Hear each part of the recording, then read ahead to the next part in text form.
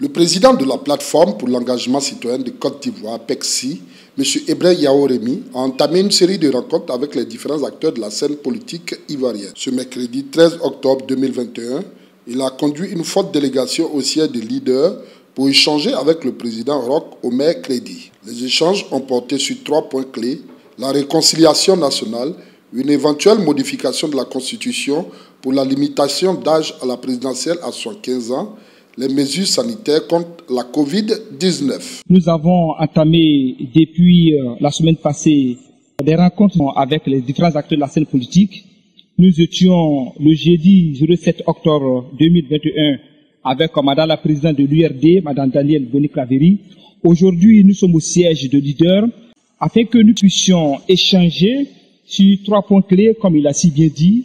Le premier point qui porte sur la réconciliation, parce que pour nous, en tant que société civile ivoirienne, la réconciliation doit passer nécessairement par un dialogue inclusif. Et ce dialogue nécessite que toutes les forces vives soient autour de la même force, comme Monsieur le Président l'a si bien dit.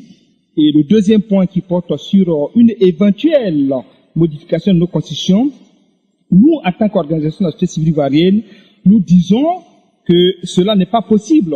Parce que le vrai problème de la Côte d'Ivoire, le problème fondamental que traverse la Côte d'Ivoire, c'est le respect de nos textes. Il faut que les gens arrivent à respecter nos textes. Donc, ce que nous disons, il faut respecter notre constitution. Et il n'y a pas de problème entre les différentes générations. Alors, nous ne voyons pas pourquoi est-ce qu'il faut introduire un test pour modifier ou tripatouiller notre constitution et limiter l'âge des potentiels candidats à 75 ans. Nous disons même que ça n'a pas de 75 ans, qu'il y a encore beaucoup de sagesse. C'est vrai, les jeunes peuvent diriger le pays aujourd'hui parce qu'il y a beaucoup de compétences parmi nous. Donc sur ce point, Monsieur le Président et moi-même, nous avons eu à échanger beaucoup. Il y a beaucoup de points de convergence. Le troisième point va porter bien entendu sur la prévention et le vaccin, disons, de la Covid-19. Et nous, en tant qu'organisation de la société civile ivoirienne, nous disons que l'État ivoirien ne communique pas assez pour sensibiliser et assurer nos populations. Aujourd'hui, il est important que les Ivoiriens sachent quels sont les vaccins qui sont disponibles en Côte d'Ivoire, quelles sont les doses disponibles. Et parce qu'aujourd'hui, il découle de notre analyse que tous les efforts qui sont consentis par le gouvernement actuel tournent autour d'Abidjan et ses environs. Mais la Côte d'Ivoire fait 322 462 km². Nos frères qui sont à l'intérieur, il est important qu'on nous dise quelle sera la clé de répartition par région afin que ceux qui sont à l'intérieur et qui ont envie de se faire vacciner puissent avoir accès. Monsieur le Président et moi, nous sommes entendus, nous sommes compris.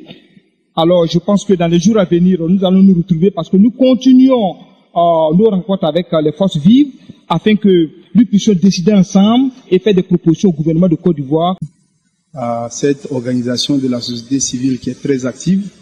Alors nous avons dit que depuis 2016, nous avons introduit, lorsque la nouvelle constitution a été introduite, nous avons créé le front de refus pour nous inscrire contre cette constitution, parce que certains aspects de la constitution nous posaient problème. Sur la base de quoi cette limitation d'âge pourrait être introduite maintenant, et de même que l'état de santé du président, alors que là, il y a moins de 5 ans, le peuple ivoirien allait voter oui pour cette constitution de 2016. Donc, nous savons que la question de la limitation d'âge ne permettrait pas, à notre avis, de résoudre des problèmes. Alors, sur la question du pass sanitaire et de la vaccination obligatoire par rapport à la Covid-19, nous estimons que peu de communications sont faites et qu'il n'y a pas suffisamment de doses pour couvrir les 25 millions, un peu plus de 25 millions d'habitants en Côte d'Ivoire.